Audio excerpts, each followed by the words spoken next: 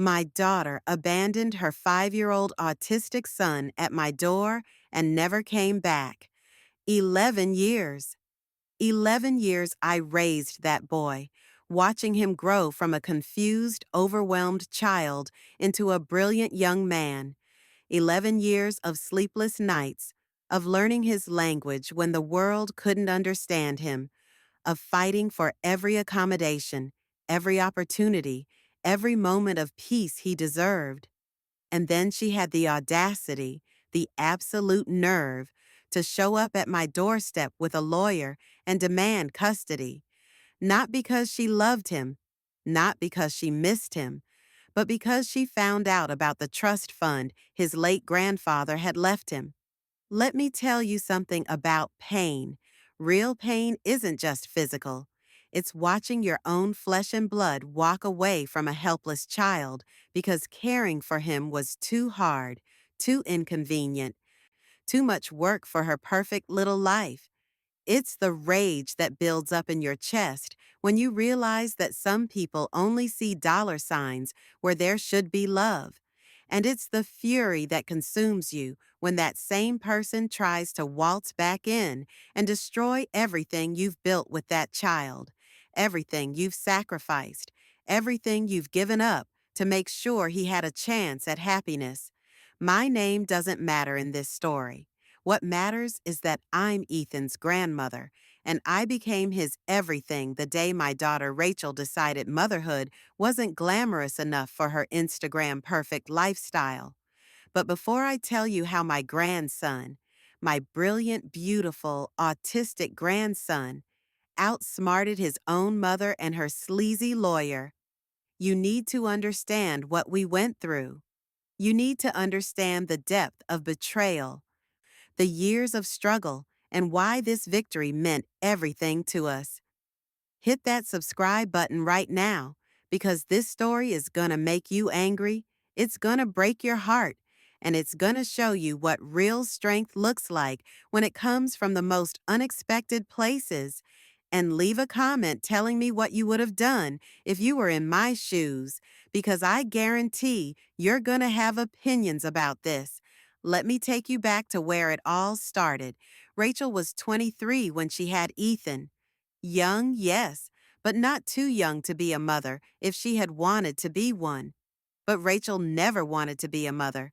She wanted the attention that came with being pregnant, the baby shower gifts, the sympathy, the spotlight. The actual work of raising a child? That was beneath her.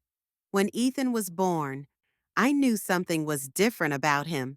Call it grandmother's intuition, call it experience, but there was something in his eyes, a depth, an intensity that most babies don't have.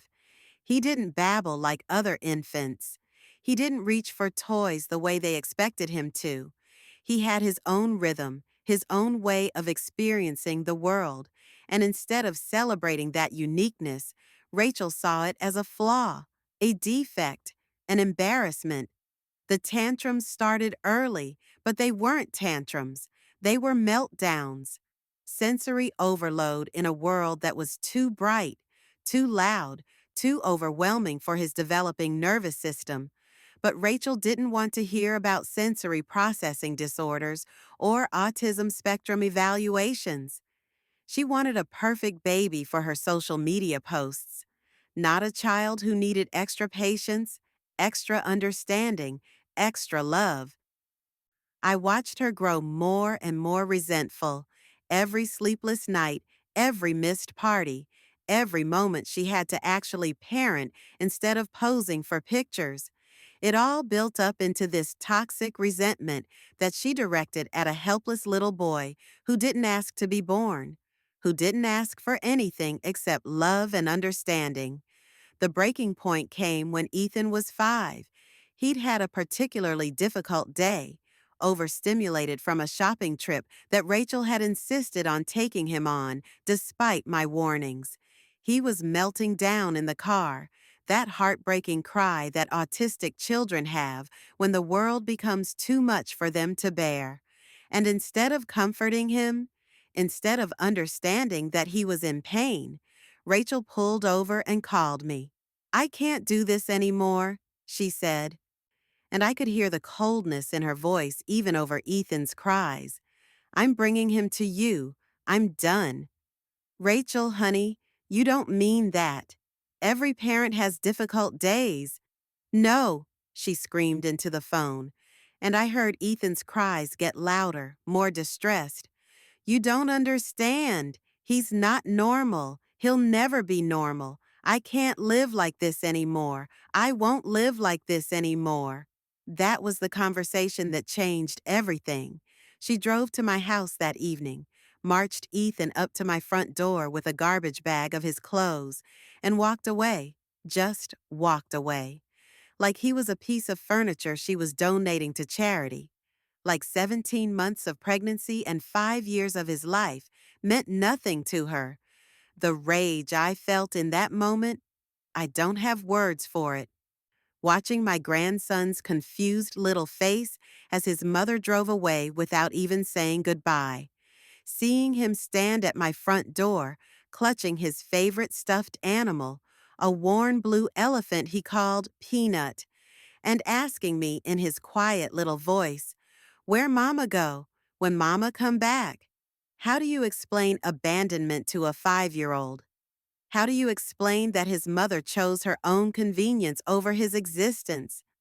How do you look into those trusting eyes and find words that won't shatter what's left of his sense of security? I told him Mama had to go away for a while, that he was going to stay with Grandma for now. I held him while he cried himself to sleep that first night, and I made a promise to him and to myself that I would never let anyone hurt him like that again. Never. The early days were brutal. I was 68 years old, retired, set in my ways, and suddenly I had a special needs child who needed structure, routine, and specialized care that I knew nothing about. Ethan's world had been turned upside down, and he expressed his confusion and fear the only way he knew how, through meltdowns that could last for hours. But here's the thing about autistic children that Rachel never bothered to learn. They're not broken. They're not defective. They just experience the world differently, and once you learn their language, once you understand their needs, they can flourish in ways that will absolutely amaze you. I threw myself into learning everything I could about autism. I read books, joined support groups, consulted with specialists. I learned about sensory diets and visual schedules. I discovered that Ethan's obsessions weren't problems to be fixed. They were passions to be nurtured. His fascination with patterns, with numbers, with how things worked, these weren't symptoms of a disorder. They were signs of a brilliant mind that processed information in extraordinary ways. I learned that his meltdowns weren't manipulation or defiance. They were communication. When the world became too overwhelming, when his carefully constructed routine was disrupted, when sensory input became more than his nervous system could handle, his behavior was his way of telling me he needed help. He needed support. He needed understanding. And slowly, gradually, we built a life together. I learned his rhythms, his triggers, his joys. I learned that he needed warnings before transitions, that unexpected changes could derail his entire day, that certain textures and sounds were physically painful for him. But I also learned that he had an incredible memory, that he could see patterns and solutions that completely escaped me, that his way of thinking, while different, was often superior to conventional approaches. By the time he was 8, Ethan was thriving. He was still autistic. Autism isn't something you cure or fix, but he was happy, confident, and developing skills that amazed his teachers and therapists. He had friends at school who appreciated his honesty and loyalty. He had special interests in technology and mathematics that were advancing at a pace that astounded everyone around him. And through it all, Rachel was nowhere to be found. No phone calls, no birthday cards, no Christmas presents, nothing. As far as she was concerned, Ethan had ceased to exist the moment she drove away from my house. I won't lie, there were moments when I resented her for that abandonment, moments when I was exhausted, when I questioned whether I was doing right by Ethan, when I wondered what our lives might have been like if she had just tried a little harder to understand her son. But mostly, I was grateful. Grateful that Ethan didn't have to endure her resentment and rejection on a daily basis. Grateful that I got to witness his growth, his achievements, his incredible mind developing without the constant message that he was somehow wrong or broken. The years passed and life was good. Challenging at times, yes, but good. Ethan excelled in school, particularly in mathematics and computer science. His teachers recognized his gifts and provided him with advanced coursework that kept him engaged and challenged. He developed a small circle of close friends who accepted and appreciated his unique perspective. Most importantly, he was happy. Genuinely, deeply happy in a way that I'm not sure he ever could have been with Rachel. When Ethan turned 14, his late grandfather's trust fund matured.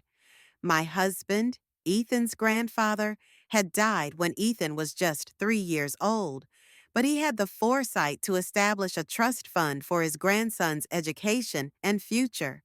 It wasn't an enormous sum by today's standards, but it was substantial enough to ensure that Ethan would have opportunities, that he could pursue his education without financial constraints, that his future was secure. I managed the trust fund carefully, using it only for Ethan's legitimate needs: therapy sessions, educational resources, eventually college planning. The money was for Ethan's benefit, not mine, and I treated it with the respect and responsibility it deserved. And that's when Rachel decided to resurface. I should have known it wasn't love that brought her back. I should have known it wasn't guilt or regret or some sudden maternal awakening. But even after everything she had put us through, even after 11 years of silence, some part of me still hoped that maybe, just maybe, she had realized what she had lost. Maybe she had grown up, matured, developed some capacity for the unconditional love that Ethan deserved. How naive was I? How absolutely, completely naive. The doorbell rang on a Tuesday morning in March. I was helping Ethan with a particularly complex programming project he was working on, something involving encryption algorithms that was way beyond my understanding, but that he explained with the patience of a natural teacher. He was 16 now, taller than me, still quiet and thoughtful, but confident in his abilities and secure in our relationship. I opened the door expecting a delivery or maybe a neighbor, and there she was, Rachel, my daughter, Ethan's mother, 11 years older, dressed in an expensive suit that probably cost more than I spent on groceries in 3 months, standing next to a man in an equally expensive suit who had lawyer written all over his smug face. "Hello, Mother," Rachel said, and her voice was exactly the same, that carefully modulated tone that she used when she wanted something but was trying to sound reasonable. "We need to talk." The rage hit me immediately. Not anger, rage. The kind of fury that makes your vision blur and your hands shake.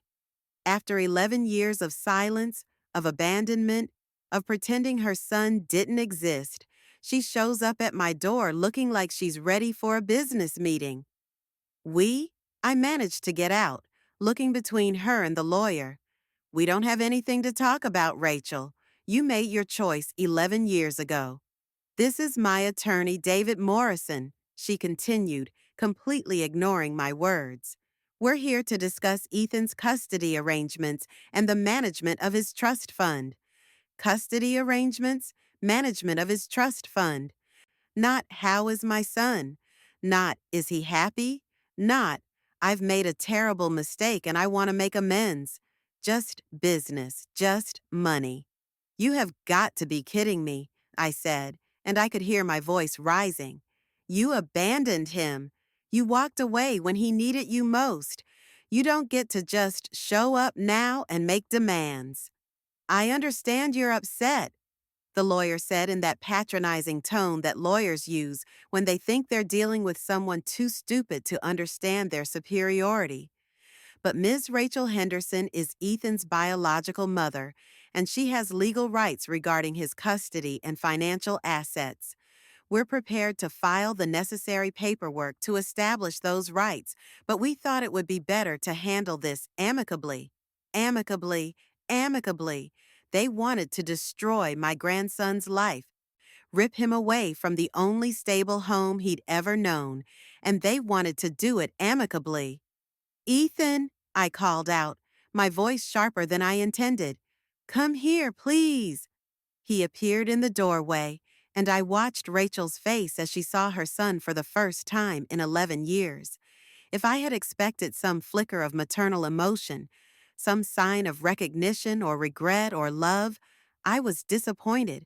She looked at him the way you might look at a piece of property you were considering purchasing, evaluating, calculating, coldly assessing his worth. Ethan looked at her with that direct, honest gaze that was so characteristic of him. No recognition, no emotion, just polite confusion. Ethan, I said, struggling to keep my voice steady, this is, this is your mother, Rachel. I watched his face carefully, looking for any sign of distress or upset, ready to intervene if this confrontation became too overwhelming for him. But Ethan just nodded politely and said, "Hello," in the same tone he might use to greet a stranger at the grocery store. That's when it really hit me. How completely Rachel had removed herself from his life. This woman who had given birth to him, who had spent the first 5 years of his life resenting his existence, was literally a stranger to him now. She meant nothing to him. She was nothing to him. And that seemed to be exactly what she preferred. Ethan, sweetie, Rachel said, and her voice took on this fake, syrupy quality that made my skin crawl. I know this is confusing, but I'm going to be taking care of you now. We're going to live together, and everything is going to be wonderful. The casual cruelty of it took my breath away. No preparation, no gradual introduction, no consideration for his feelings or his routine or his need for predictability. Just a sudden announcement that his entire life was about to be turned upside down again. But Ethan just looked at her with that same polite confusion and said, I live here with Grandma. This is my home. Well, that's going to change. The lawyer interjected. Your mother has legal custody rights, and she's prepared to exercise them. We'll also be taking over management of your trust fund to ensure it's being used appropriately for your care and education. I felt something snap inside me. The implication was clear. They thought I was somehow mismanaging Ethan's money, that I wasn't providing appropriate care, that I was some doddering old woman who couldn't be trusted with her grandson's welfare. Get out, I said, and my voice was deadly quiet. Get out of my house right now. Mrs. Henderson, the lawyer continued in that same patronizing tone. I understand this is emotional for you, but get out, I screamed, and I saw Ethan flinch slightly at the volume. I immediately felt guilty for raising my voice around him, but the fury was beyond my control now. You have no right to show up here after 11 years and make demands. He's not your son anymore, Rachel. You gave up that right when you abandoned him. Actually, the lawyer said, pulling out a folder of documents, she never legally relinquished her parental rights, and we have documentation showing that Ethan's care has been inconsistent. Missing therapy appointments, irregular medical checkups, inappropriate use of trust fund money for non-essential items. My blood ran cold. Every word he said was a lie. Every single accusation was false. Ethan's medical care had been exemplary. I had documentation going back 11 years proving it. His therapy appointments had been religious in their consistency. Every penny of his trust fund had been spent on legitimate expenses for his benefit, with receipts and records to prove it. But I realized in that moment that they weren't interested in the truth. They had manufactured evidence, created false documentation, built a case designed to make me look incompetent and negligent. This wasn't about Ethan's welfare. This was about money, pure and simple. "You're lying," I said. But even as the words came out, I knew how weak they sounded. "Every word you just said is a lie." "We'll let the court decide that," Rachel said, and for the first time, she smiled. It was the coldest, most calculating expression I had ever seen on my daughter's face. "We'll be in touch about the custody hearing. Oh, and Mother, you might want to get yourself a lawyer. A good one." They left, and I stood in my doorway watching them drive away in Rachel's expensive car, feeling like my entire world was collapsing around me. 11 years of love, of sacrifice, of building a life with Ethan, and it could all be destroyed by lies and manufactured evidence and a legal system that would see Rachel as the biological mother with rights, not the abandoning parent who had forfeited any claim to this beautiful boy. I turned around to find Ethan watching me with that keen, observant look he got when he was processing something complex. "Grandma," he said quietly, "are you okay?" And that's when I broke down. Right there in front of him, I started crying. Great, heaving sobs that came from somewhere deep in my chest where all the fear and rage and helplessness had been building up. I was supposed to be the adult, the protector, the one who kept him safe from exactly this kind of trauma. And I was falling apart. But Ethan, my sweet, brilliant, emotionally intelligent grandson, just walked over and put his arms around me. He held me while I cried, and when I finally got myself under control, he looked at me with those serious eyes and said something that still gives me chills. "Grandma, let her talk. Let her say whatever she wants to say. I've been working on something, and I think it's going to help us." I didn't understand what he meant then. I was too overwhelmed by the legal threat, too terrified of losing him, too consumed by rage at Rachel's betrayal to really process his words. But I should have known, I should have remembered that this was Ethan we were talking about. My grandson who saw patterns where others saw chaos, who found solutions where others saw only problems, who had been quietly preparing for this moment in ways I couldn't even imagine. The next few weeks were a nightmare. Rachel's lawyer filed for emergency custody, claiming that I was an unfit guardian who had been neglecting Ethan's medical and educational needs while misappropriating his trust fund money. Every accusation was not only false, but completely contradicted by 11 years of documented evidence.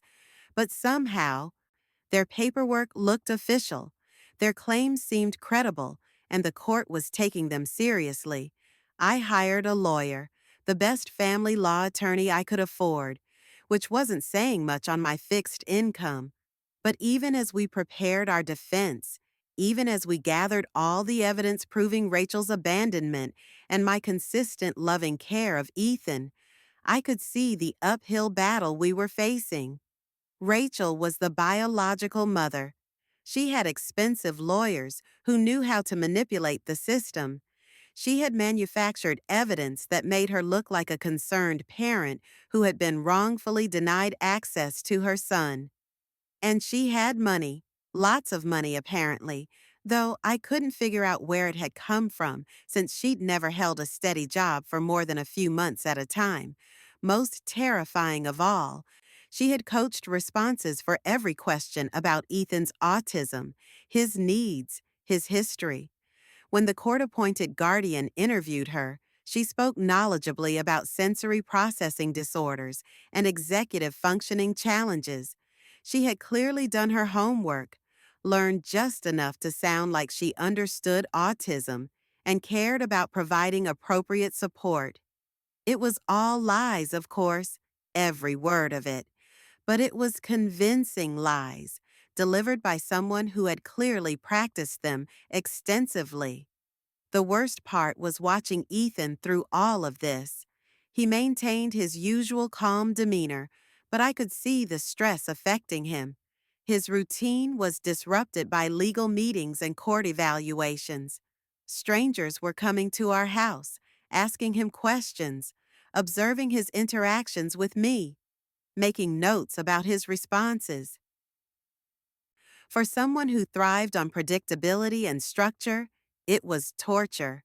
But through it all, he kept working on his mysterious project.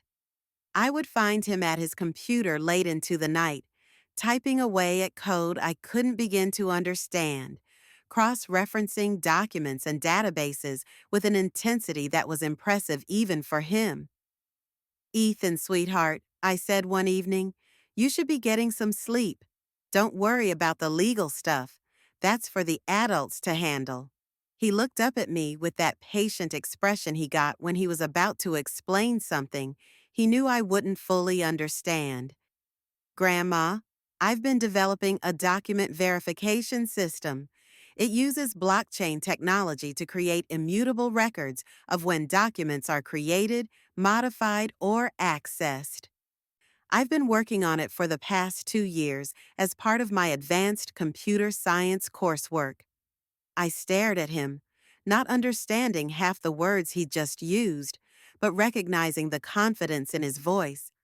"What does that mean, honey?" "It means I can prove when documents are real and when they're fake. And Grandma, those papers that woman's lawyer showed us, they're fake, all of them, and I can prove it." The hope that surged through me was almost painful. Could it really be that simple? Could my brilliant grandson have found a way to expose Rachel's lies and save our family? But even as I felt that hope, I also felt a deep sadness. Ethan was 16 years old. He should have been worrying about teenage things, friends, school, maybe his first crush.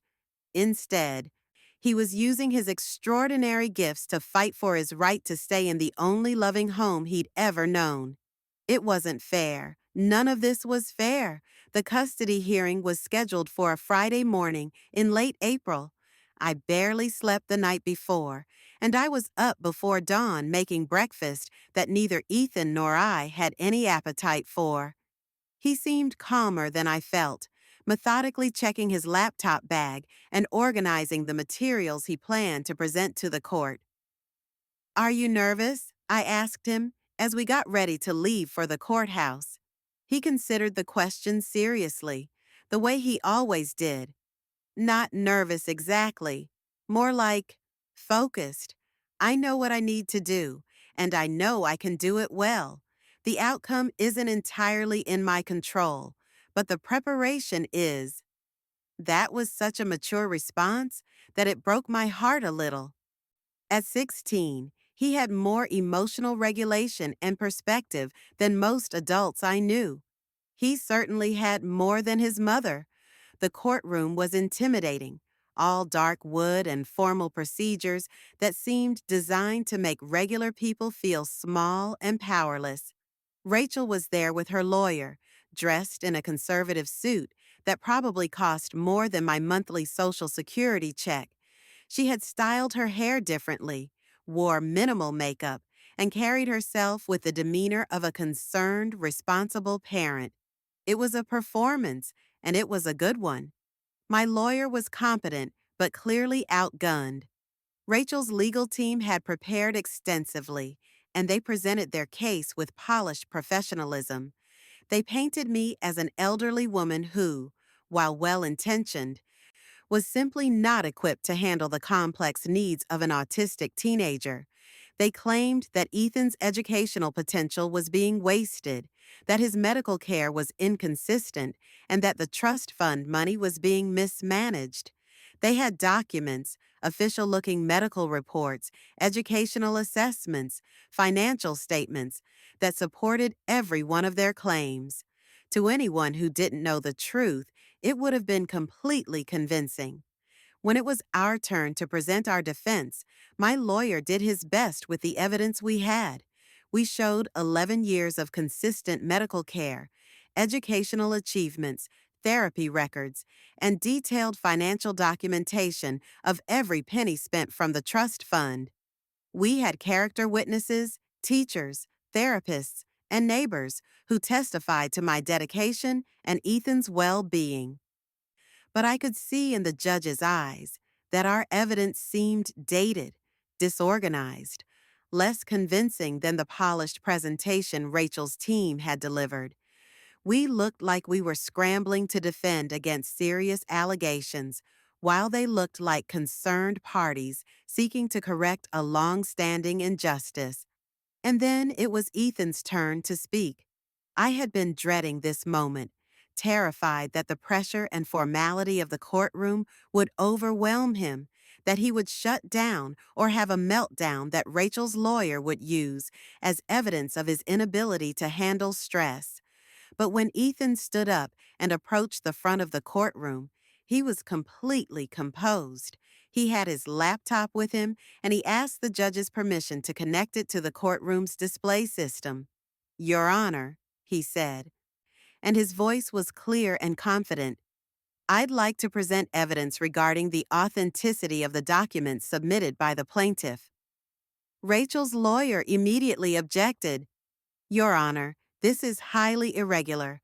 The minor child doesn't have standing to present evidence, and we weren't notified of any technical presentation." But the judge, perhaps curious about what this obviously intelligent young man had to say, allowed Ethan to proceed.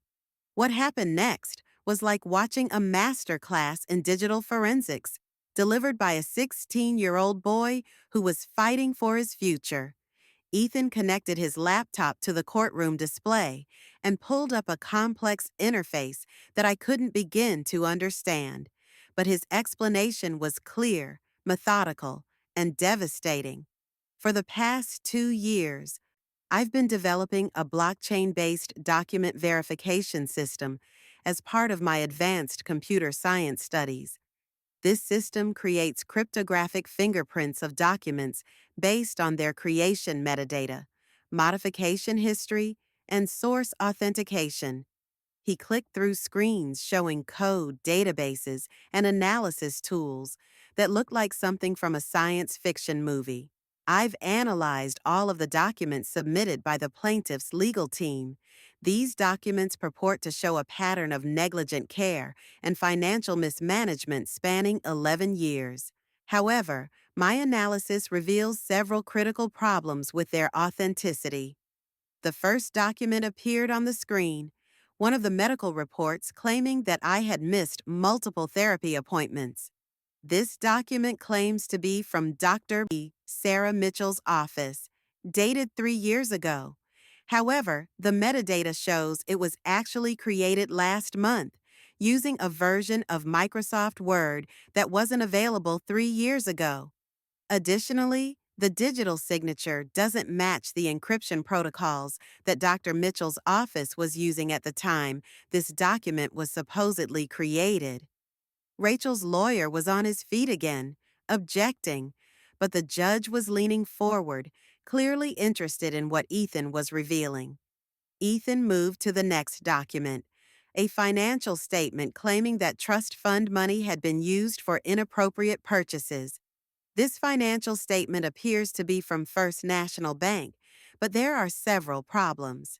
First, the routing number shown on this statement doesn't match First National's actual routing number, which is publicly available information. Second, the transaction codes used in this document follow a format that First National discontinued 4 years ago. And third, the digital watermark embedded in this document traces back to a document template website, not to the bank's official document generation system. Document after document, Ethan systematically destroyed Rachel's case. Medical reports that had been created weeks ago, but backdated years. Educational assessments that contained information about curricula that hadn't existed at the time they were supposedly written. Financial statements with digital fingerprints that proved they were manufactured, not authentic. It was methodical, thorough, and absolutely devastating. But Ethan wasn't finished. He pulled up one final screen, a comprehensive timeline that cross-referenced all of the fraudulent documents with Rachel's recent financial activity. Your Honor, I was also able to trace the payments for these forged documents.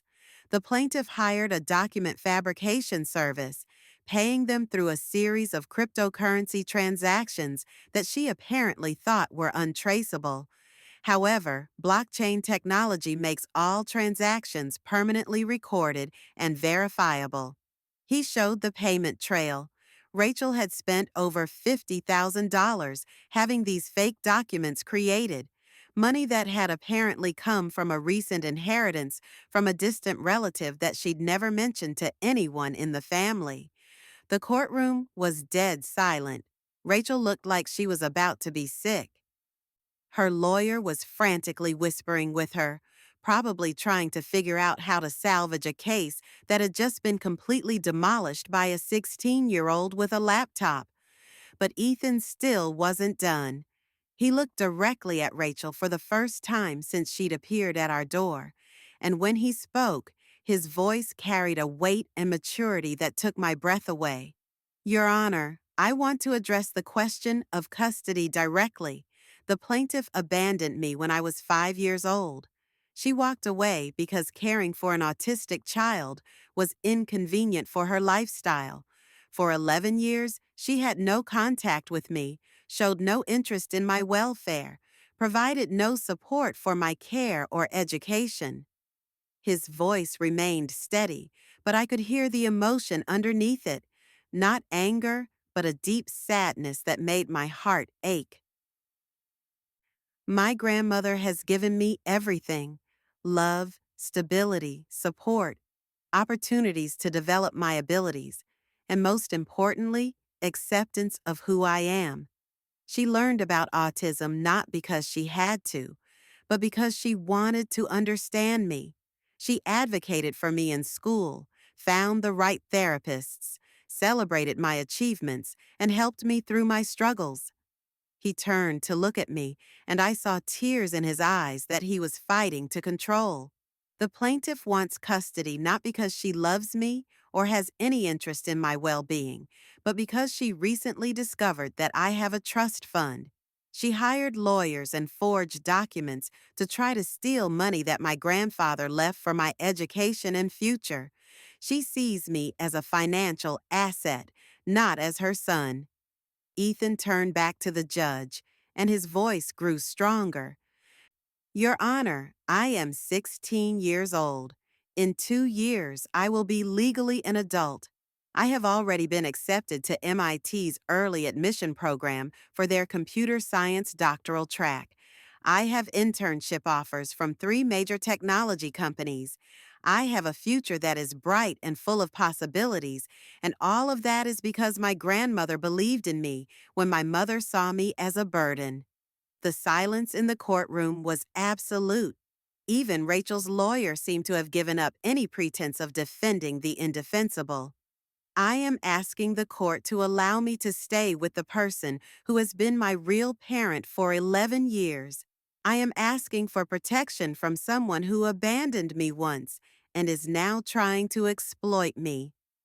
And I am asking that the trust fund my grandfather left for my future be protected from someone who has already demonstrated that she is willing to commit fraud to access it. When Ethan finished speaking and returned to his seat beside me, I was crying. Not the desperate, fearful tears I had shed when Rachel first showed up at our door, but tears of pride and love and overwhelming admiration for this incredible young man who had just fought for our family with more skill and determination than any adult in that courtroom. The judge called a brief recess, and when court reconvened, her decision was swift and unequivocal.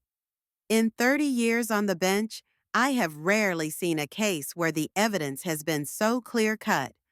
The plaintiff has not only failed to demonstrate any legitimate claim to custody, but has actively committed fraud in her attempt to manipulate this court. The documents submitted as evidence are fabricated, the claims of negligent care are false, and the motivation behind this custody petition is clearly financial, rather than motivated by any concern for the minor child's welfare. She looked directly at Rachel, and her voice carried the full weight of judicial authority. Ms. Henderson, you abandoned your son when he was 5 years old. You had no contact with him for 11 years. You showed no interest in his welfare, his education, his development, or his happiness. You have now attempted to use fraudulent documents to gain custody of him solely to access his trust fund. This court finds your behavior reprehensible and your motives transparent. The judge turned to me, and her expression softened slightly. Mrs. Henderson, the evidence shows that you have provided exemplary care for your grandson for 11 years. You have supported his education, managed his medical care responsibly, used his trust fund appropriately for his benefit, and most importantly, you have given him the love and stability that every child deserves. Custody will remain with you, with all parental rights permanently transferred to reflect the reality that you have been Ethan's true parent since he was 5 years old. But the judge wasn't finished with Rachel yet. Ms. Henderson, this court is referring this case to the district attorney for prosecution of fraud, perjury, and attempted theft. The evidence presented today shows clear criminal intent, and you will be held accountable for your actions. Additionally, you are hereby barred from any future contact with the minor child, and a restraining order will be put in place to ensure that you cannot further traumatize him with your presence. The gavel came down, and it was over. After weeks of terror, of sleepless nights, of fearing that I would lose the most important person in my life, it was finally over. Rachel left the courtroom without looking back, her expensive lawyer trailing behind her, both of them probably already planning how to minimize the criminal charges that were coming their way. I never saw her again, and I hope I never do. But as Ethan and I walked out of that courthouse together, I felt something I hadn't felt in weeks. Peace. Not just relief, but actual peace. The threat was over. Our family was safe. And more than that, I had been reminded once again of just how extraordinary my grandson really was. Ethan, I said as we got into the car, what you did in there, I don't even have words for it. You saved us. He looked at me with that serious expression he got when he was processing complex emotions. Grandma, you saved me first. 11 years ago, when she left me at your door, you could have called social services. You could have said you were too old, that you couldn't handle raising an autistic child. But you didn't. You chose to love me, to learn about me, to fight for me every single day. Everything I am, everything I can do, it's because you believed in me when no one else would. He paused, looking out the window at the courthouse we were leaving behind. What happened in there today? That wasn't me saving us. That was me protecting the family you created for us. You taught me that family isn't about biology or legal documents. It's about choice. It's about showing up every day, even when it's hard. It's about love that doesn't come with conditions or expectations. We drove home in comfortable silence, both of us processing what had just happened, what we had just survived. When we pulled into our driveway, our driveway, our home, our safe space, Ethan turned to me one more time. I love you, Grandma. Thank you for being my real mom. And that's when I understood that we hadn't just won a legal battle. We had affirmed something much more important, that love is stronger than biology, that commitment is more powerful than genetics, and that family is defined by the people who show up for you when life gets difficult. The criminal charges against Rachel were eventually dropped as part of a plea bargain, but she was required to pay restitution for the costs of the legal proceedings and was permanently barred from contacting Ethan. The restraining order remains in effect and will continue until Ethan turns 18 and can make his own decisions about whether he ever wants to see her again. Somehow, I doubt he will. Ethan started his doctoral program at MIT the following fall, 2 years ahead of schedule.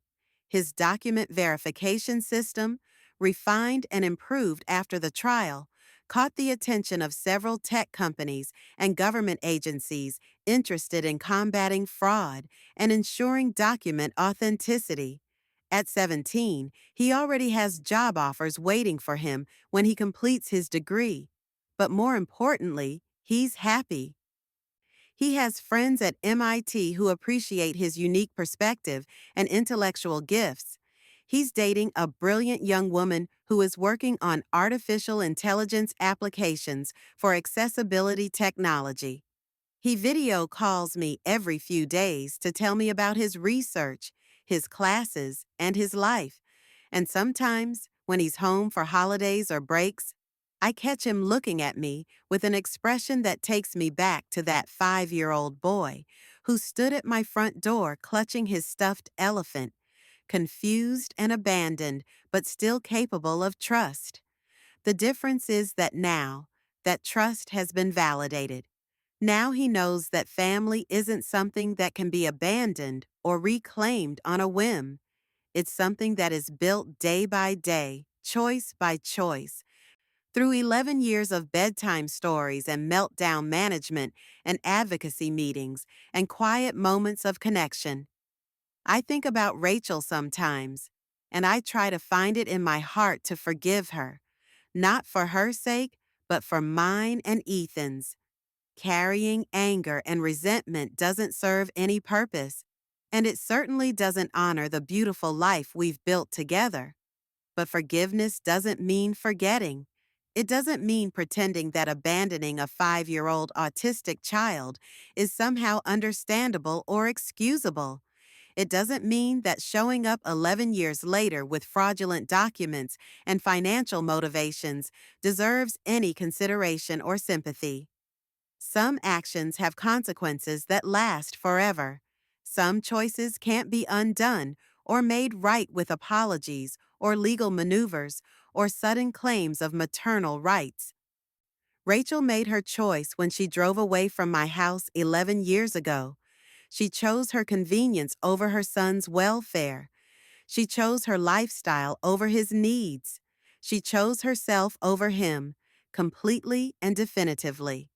And when she tried to come back, when she tried to destroy the family we had built in her absence, she chose greed over love, fraud over honesty, exploitation over genuine care. Those were her choices. The consequences, losing any claim to Ethan's love, respect, or presence in her life. Those are the natural result of the choices she made. I don't hate her anymore. Hate takes too much energy, and I'd rather spend that energy on the family I do have. But I will never understand her.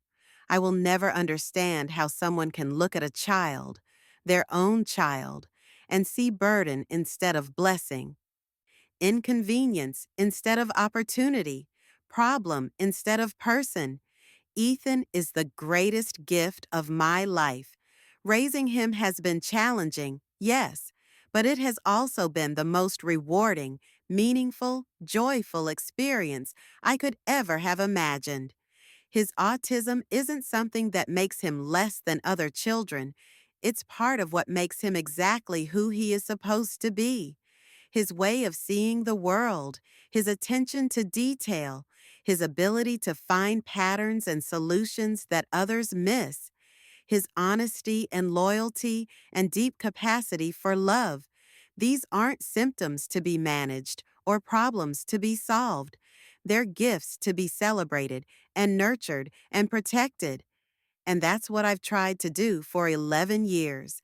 Not to fix him or change him or make him more like neurotypical children, but to understand him, support him, and create an environment where he could flourish exactly as he is. The night after the trial, as we sat in our living room eating takeout Chinese food and processing everything that had happened, Ethan said something that I think about almost every day. Grandma, do you ever wonder what would have happened if she had tried harder? If she had learned about autism, gotten support, figured out how to be my mom instead of abandoning me? I considered the question carefully because Ethan's questions always deserve careful consideration. Sometimes, I said, but then I think about how happy you are now, how well you're doing, how secure you feel in our family, and I think maybe everything happened exactly the way it was supposed to happen. He nodded thoughtfully. I think so too. I think she wasn't capable of being the parent I needed. And you were. I think if she had kept me, I might never have learned that I was okay exactly as I am. I might have spent my whole life thinking there was something wrong with me that needed to be fixed. That broke my heart and filled it simultaneously. Broke it because no child should ever have to worry about whether they're acceptable as they are. Filled it because Ethan had learned, despite Rachel's rejection, that he was not only acceptable, but extraordinary. There's nothing wrong with you, sweetheart, I told him. There never was. You're perfect exactly as you are. I know, he said, and his voice was calm and confident. You taught me that. Those 4 words, you taught me that, they represent everything I ever hoped to accomplish as his grandmother, his guardian, his chosen family. I taught him that he was worthy of love. I taught him that his differences were strengths, not defects. I taught him that family is about commitment and care, not just shared DNA. And in return, he taught me things I never could have learned any other way. He taught me patience and flexibility. He taught me to see the world from different perspectives. He taught me that intelligence comes in many forms, and that some of the most profound insights come from minds that work differently than the majority. Most importantly, he taught me that love isn't just an emotion. It's a choice you make every day, sometimes multiple times a day, to show up for someone regardless of how difficult or inconvenient or challenging it might be. Rachel never learned that lesson. She saw love as something that should be easy, automatic, rewarding without effort. When loving Ethan required patience, education, flexibility, and sacrifice, she chose to walk away rather than do the work. That was her loss, her enormous, irreparable loss, because the work of loving Ethan, of understanding him, of supporting his growth and celebrating his achievements, that work has been the greatest privilege of my life. Every sleepless night, every advocacy meeting, every moment of learning about autism and sensory processing and educational accommodations, all of it was worth it to see him thrive, and he has thrived. Beyond anything I could have imagined when I opened my door to find a confused, overwhelmed 5-year-old clutching his stuffed elephant. He's thriving academically, pursuing doctoral-level research in computer science at an age when most kids are just starting their senior year of high school. He's thriving socially, with close friendships and a romantic relationship that brings him joy. He's thriving emotionally, secure in his sense of self and his place in the world. Most importantly, he's thriving as a human being, kind, honest, thoughtful, generous, and deeply compassionate toward others who might be struggling or different or misunderstood. That's the young man Rachel abandoned. That's the person she was willing to traumatize and exploit for financial gain. That's the son she threw away because caring for him was too much trouble. Her loss. Absolutely, completely, forever her loss. As I finish telling this story, Ethan is 21 now, completing his doctoral dissertation on blockchain applications for digital security and authentication. The document verification system he developed to expose Rachel's fraud has been licensed by several government agencies and is being used to combat forgery in legal proceedings around the country. He still calls me every few days. He still comes home for holidays and breaks. He still makes sure I understand his latest research projects, explaining complex concepts with the same patience he showed when he was 16, and trying to help me understand why his verification system would save our family. Sometimes people ask me if I ever regret the choices I made, if I ever wish I had let social services handle Ethan's placement when Rachel abandoned him, if I ever think about what my life might have been like if I had remained a childless widow enjoying a quiet retirement, the answer is no. Never. Not once. Not for a single moment. Raising Ethan has been the greatest adventure, the deepest joy, the most meaningful purpose of my entire life. It has been challenging, yes, but the best things in life usually are. It has required sacrifice, but every sacrifice was made willingly and with full knowledge that it was worth whatever it cost. And now, when I watch him living his life with confidence and purpose and joy, when I see the incredible young man he has become, when I think about all the ways he will make the world better through his work and his relationships and his very existence, I know that every moment of those 11 years was a gift. Rachel thought she was abandoning a burden. Instead, she was giving me the greatest gift anyone could ever receive, the chance to love and be loved by one of the most extraordinary people I have ever known. Her loss became my gain, and Ethan's salvation. And that's a trade I would make again, every time, without hesitation. If you've made it this far in my story, thank you for listening. Thank you for witnessing our journey, our struggle, our victory. Thank you for understanding that families come in all forms, and that love is defined by actions, not by biology. If you're dealing with your own challenges, whether it's raising a special needs child, dealing with family abandonment, fighting legal battles, or just trying to do right by someone you love, remember that you're stronger than you think you are. Remember that love really is enough, even when it doesn't feel like it. Remember that the people who show up, who do the work, who make the choice to love consistently and unconditionally, those are the people who matter. And remember that sometimes the children who need us most have the most to give in return. Sometimes the kids who seem the most challenging are actually the most rewarding. Sometimes what looks like a burden is actually a blessing in disguise. Ethan was never a burden. He was always a blessing. Rachel just couldn't see it, but I could, and I always will. Now hit that subscribe button and tell me in the comments, what would you have done in my situation? How far would you go to protect someone you love? And have you ever seen a child's strength surprise the adults around them?